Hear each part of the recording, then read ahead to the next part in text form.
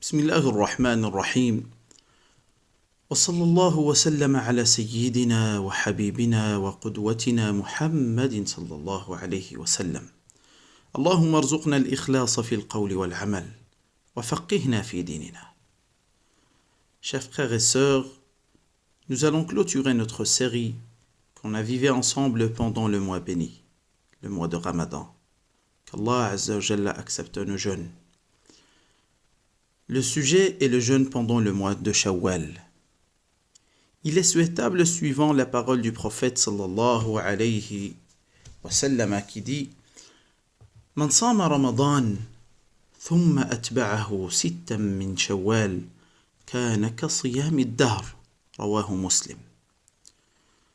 Celui qui jeûne le mois de Ramadan et le fait suivre de 6 jours de Shawwal, c'est comme s'il avait jeûné tout le temps. Rapporté par l'imam Muslim.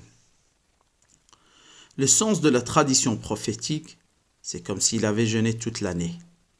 Autrement, jeûner 36 jours fois 10 est égal à 360 jours, environ une année. Du fait que la récompense d'une journée de jeûne est multipliée par 10. La bonne action est multipliée par 10, selon le hadith du prophète sallallahu alayhi wa sallam. Thamaratu siyam as-sitt min Shawwal. Le fruit du jeûne des 6 jours de Shawwal. Le jeûne de Shawwal va compléter les manquements du jeûne du mois de Ramadan. En effet, les obligations se complètent par les actes surérogatoires. Le jeûne de ces 6 jours est un signe d'acceptation du jeûne manifesté par une guidance d'Allah subhanahu wa ta'ala, qui a accepté les bonnes actions du serviteur. C'est aussi une bonne habitude pour jeûner après la fête et remercier ainsi notre Seigneur pour les bienfaits qu'il nous a procurés sans effort de notre part. Le prophète sallallahu alayhi wa sallam disait: Afala akunu abdan shakura. Pourquoi ne dois-je pas être un serviteur reconnaissant envers mon Seigneur? Il n'est pas obligatoire de jeûner successivement les 6 jours. On peut les répartir entre le lundi et le jeudi de la semaine, et les jours blancs, ayyamul bid, le 13, 14 et le 15 du mois, même s'il est préférable de commencer un jour après l'Eid. C'est du souhaitable aussi de continuer à jeûner les 6 jours après l'Eid. Allah subhanahu wa ta'ala dit: وَسَارِعُوا إِلَى مَغْفِرَةٍ مِّن رَبِّكُمْ, et concourez au pardon de votre Seigneur. Mais il est préférable que le fidèle récupère ses jours non prestés pour un empêchement contraignant avant de jeûner les 6 jours de Shawwal.